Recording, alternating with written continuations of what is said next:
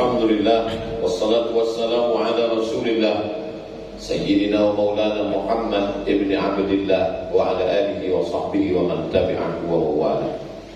Ashhadu an la ilaha illallah wahdahu la sharika lah wa ashhadu anna sayyidana Muhammadan abduhu wa rasuluhu la nabiyya ba'dah. Allahumma salli ala sayyidina Muhammadin an-nabiyil ummi wa ala alihi wa sahbihi wa barik wa sallim. Qala Allah Ta'ala fil Qur'anil 'azim wa huwa asdaqul qailin. A'udzu billahi minasy syaithanir rajim.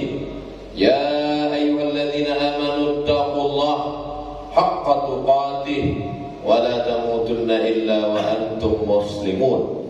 Wa qala ta'ala fi ayatin ukhra, ya ayyuhalladzina amanu taqullaha wa qulu qawlan sadida yuslih lakum a'malakum wa yaghfir lakum dhunubakum wa man yuti' Allah wa rasulahu faqad faza fawzan 'azima. Ibadallah, usikum wa nafsi bittaqwallahi wa ta'atihi faqad fazal muttaqun. Hadirin jamaah Jumat yang dimuliakan Allah Subhanahu wa taala. Kita sebagai umat Islam pernah mengalami masa keemasan. Di barat ada yang disebut dengan istilah Mozarabik. Mozarabik artinya orang-orang barat Eropa yang bangga mengikut tradisi Arab Islam. Itu makanya di Andalusia 700 tahun lamanya Islam berkuasa di Andalusia. Dan arsitektur bangunannya adalah arsitektur bangunan Islam, bahkan terjaga, terpelihara sampai hari ini.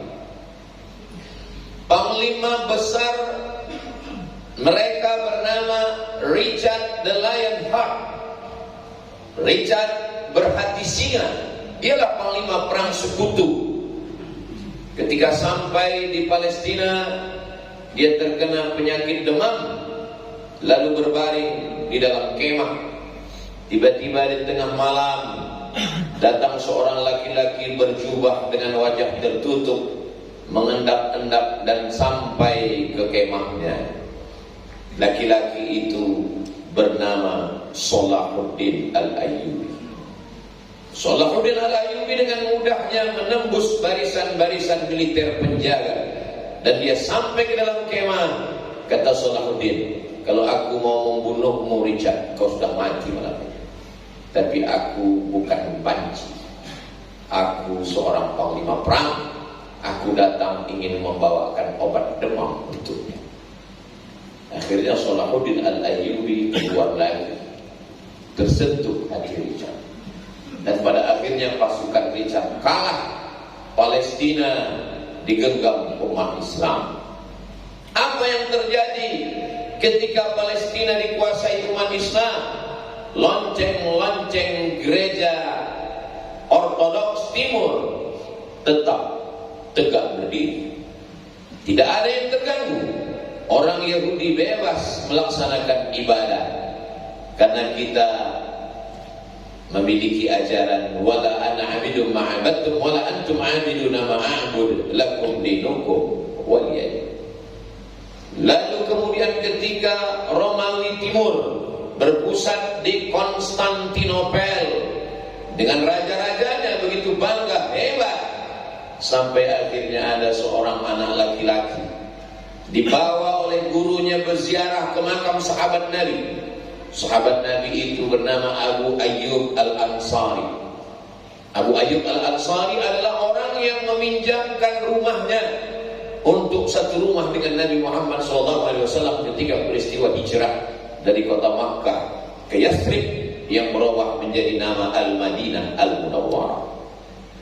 Lalu kemudian Abu Ayyub Al-Ansari mendengar hadis Nabi, la taftahunna al-Qastantiniyah, kamu akan merebut membebaskan Konstantinopel, wala ni'mal amiru amiruha, panglima perangnya panglima perang terbaik, wala ni'mal jaishu dzalikal jaish, pasukan perangnya adalah pasukan terbaik. Ketika berumur 80 tahun, Abu Ayyub Al-Ansari mengikuti pasukan kaum muslimin untuk merebut Konstantinopel, tapi takdir belum berpihak, mereka belum mampu. Dan akhirnya Abu Ayyub Al-Ansari dimakamkan di Konstantinopel. Kuburnya di bawah pohon kayu rindang yang sampai hari ini masih banyak dikunjungi orang untuk berziarah. Datanglah seorang guru bernama Agha Syamsuddin, membawa muridnya yang berumur 19 tahun berziarah ke makam itu dan berkata, orang ini dulu berjihad umur 80 tahun dan engkau masih muda belia. Anak muda itu termotivasi, dididik oleh seorang ulama.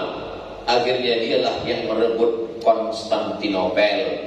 Dia tidak merubah nama kota itu dengan namanya, dia merubah nama kota itu dengan nama Islam. Konstantinopel berubah menjadi nama Istanbul, kota Islam. Begitulah umat Islam ketika dia punya kekuasaan. Wa ma arsalnaka illa rahmatan lil alamin. Tidaklah kami mengutus engkau melainkan menjadi rahmat bagi semesta alam. Tapi kemudian apa yang terjadi ketika umat Islam terlena, lalu kemudian tertidur. Ketika dia tertidur, lelap, terlupa, sibuk dengan khilafiyah, sibuk dengan masalah-masalah yang kecil remeh-temeh, persaudaraan hancur, kekuatan hilang. Akhirnya umat Islam terusir dari belahan barat.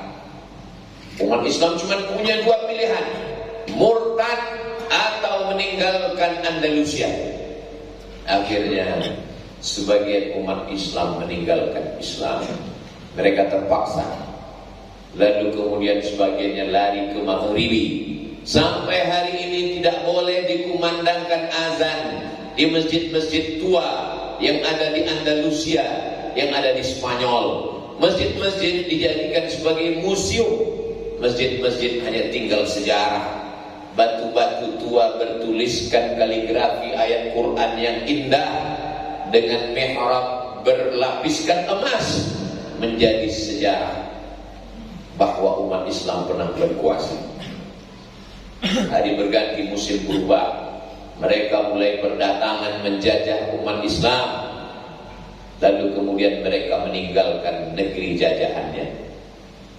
Spanyol datang ke Maluku, Kesultanan Tidore dan Ternate mereka jajah. Lalu kemudian datang Belanda, datang Inggris. Umat Islam belahan timur tercabik-cabik. Bekas jajahan Inggris menjadi Belanda datang, lalu kemudian terbelahlah dua bangsa ini menjadi beberapa negara hanya karena perbedaan siapa yang menjajah. Kita di Riau ini Melayu. Sultan pertama kita adalah Raja Kecil tahun 1723. 1723 Raja Kecil dilantik oleh 4 datuk-datuk.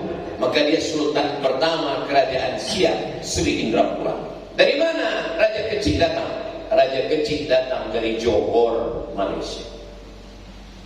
Dulu hubungan ini antara hubungan anak dengan ayah. Tapi setelah penjajahan datang, jajahan Inggris menjadi Malaysia, Singapura, Brunei Darussalam. Jajahan Belanda menjadi Indonesia. Lalu generasi pertama masih lagi melihat. Nenek moyang kita tidak melihat permusuhan. Nenek moyang kita melihat saudara kami di seberang sana di Semenanjung juga Melayu. Kita diikat dengan dua ikatan. Ikatan kebangsaan suku Melayu, ikatan akidah Islam. Asyhadu an la ilaha illallah wa asyhadu anna Muhammadan Rasulullah. Hari berganti musim berubah. Sampai masa ayah kita jarak menganga makin jauh. Sampai generasi kita dan sekarang generasi anak-anak kita yang tidak mengerti sejarah, caci maki, sumpah serapah di media sosial hanya karena sepak bola dan perebutan hak paten, tradisi dan lain sebagainya. Padahal kita dulu sesuku, sebangsa, seagama. Datang penjajah-penjajah kafir, Davide et Impera yang obok-obok, yang mengadu domba bangsa. Apa yang mereka tinggalkan dari penjajahan ini? Konflik perbatasan. Perbatasan antara sampai hari ini tidak pernah selesai. Kerajaan itu kerajaan Melayu Patani namanya. Sampai hari ini menjadi wilayah konflik, berkesudahankah? Tidak berkesudahan. Begitu juga dengan saudara kita minoritas yang ada di Filipina, Muslim Moro namanya.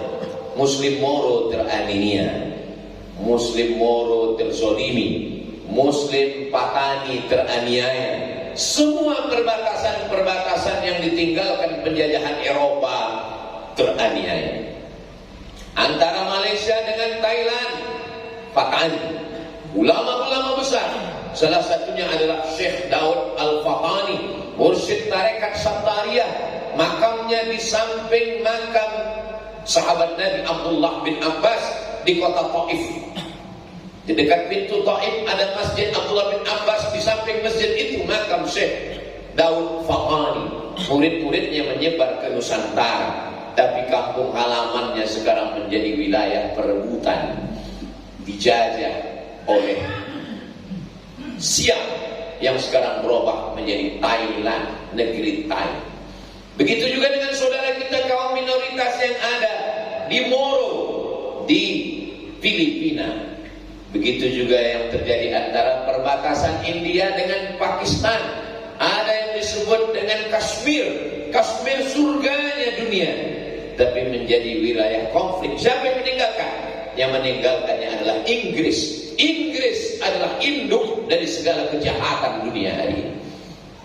Siapa yang memberikan tanah Palestina itu ke Israel? Palestina dijajah oleh Inggris, dan Inggrislah yang memberikan tanah itu kepada Israel. Israel memang sudah lama ingin punya negara. Israel tidak pernah punya negara di dunia ini. Mereka tersebar ke seluruh dunia. Datang seorang laki-laki bernama Theodor Herzl. Dia melihat ada negara bernama Serbia yang dulu menghantam Bosnia Herzegovina. Dia ingin Israel juga punya negara seperti Serbia. Lalu dia datang kepada Sultan Abdul Hamid, penguasa Turki. Dia bawakan 300 keping duit emas. Sultan Abdul Hamid tidak mau menjual Palestina dengan kepingan-kepingan emas. Dia takut kepada Allah Subhanahu wa taala. Apa yang terjadi dengan Sultan Abdul Hamid? Sultan Abdul Hamid digulingkan, hartanya dirampas, anak cucunya dibunuh. Lalu kemudian negeri itu pun terbebas dari khalifah. Siapa yang melakukannya? Yang melakukannya Mustafa Kemal Atatürk, orang terzolim yang sudah menghancurkan kekuasaan Islam. 1924, sejak itu umat Islam lemah. Sebelumnya mereka tidak berani mengambil Palestina karena masih ada Amirul Mukminin, ulil amri, pemimpin umat Islam. Umat Islam tercabik-cabik, terpecah menjadi negara-negara kecil, dihancurkan dengan senjata.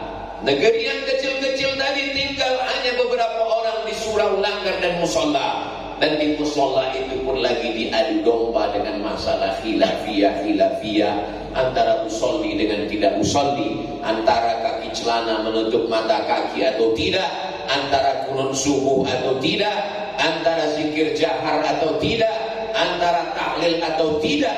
Siapa punya kerja? Ini adalah kerja-kerja orang-orang kafir ingin melemahkan umat Islam. La tanaza'u, jangan kamu berkelahi. Fatafshalu, kamu akan gagal.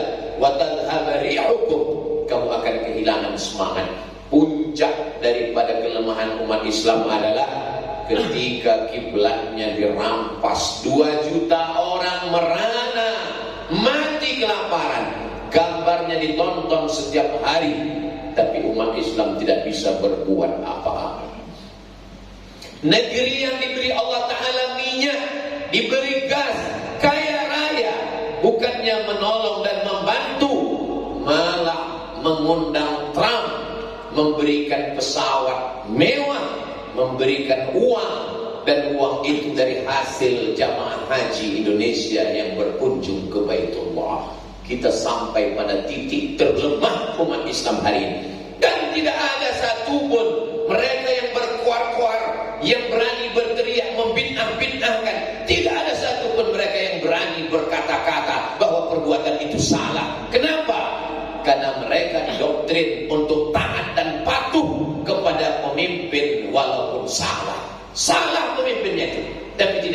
dia ribut. Dia hanya meributkan orang tahlil, dia hanya meributkan orang maulid, dia hanya meributkan orang berjanji, dia hanya berani berteriak kepada umat Islam. Inilah yang terjadi hari ini. Umat Islam sampai pada titik terlemah. Apa yang bisa kita lakukan? Perbuatan terlemah yang bisa kita lakukan hanya bisa mengirim 1 rupiah, 2 rupiah dari uang yang halal melalui lembaga yang resmi, Basnas, Badan Amil Zakat Nasional Republik Indonesia, membelikan mereka selimut karena bulan Desember, Januari dinginnya setengah mati, menggalikan sumur bor karena sumur mereka sudah ditutup dengan cor semen oleh tentara Israel, membukakan sekolah, rumah sakit Istiqlal yang dibangun Indonesia hancur rata dengan tanah. Tapi kita umat Indonesia Muslim tidak pernah berputus asa. Pisang emas bawa berlayar, masa sebiji dalam peti, hutang emas dapat dibayar, hutang budi di bawah mati.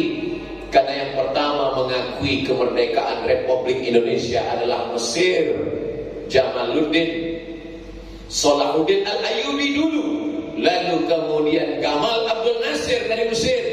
Tapi kemudian negara-negara Arab itu mau mengakui kemerdekaan Indonesia karena Mufti Husaini dari Palestina menggalang persatuan. Mereka dulu mendukung kemerdekaan kita. 80 tahun sudah. Apa yang kita lakukan untuk Palestina? Paling tidak kita sadarkan anak-anak kita, tontonkan penderitaan anak Palestina kepada anak-anak kita, perlihatkan penderitaan mereka kepada anak-anak kita. Dan yang paling ringan adalah menggerakkan anak lidah dalam setiap sholat, kumandang doa. Ad-doa silahul mu'min, doa senjatanya orang beriman. Kenapa kita dihidupkan Allah di zaman ini? Kalau kita hidup di zaman Salahuddin Al-Ayyubi, kita tidak dituntut. Kalau kita dihidupkan di zaman Muhammad Al-Fatih, kita tidak dituntut. Kita dihidupkan Allah tahun 1447 Hijrah. Kita akan diminta tanggung jawab di hadapan Allah. Apa yang kau lakukan ketika saudaramu teraniaya? Apa yang bisa kita jawabkan nanti di hadapan Allah Subhanahu wa ta'ala. Barakallahu li wa lakum fil Qur'anil 'azim wa nafa'ani wa iyyakum bima fihi minal ayati wadh-dhikril hakim wa taqabbala minni wa minkum tilawatahu innahu huwal ghafurur rahim.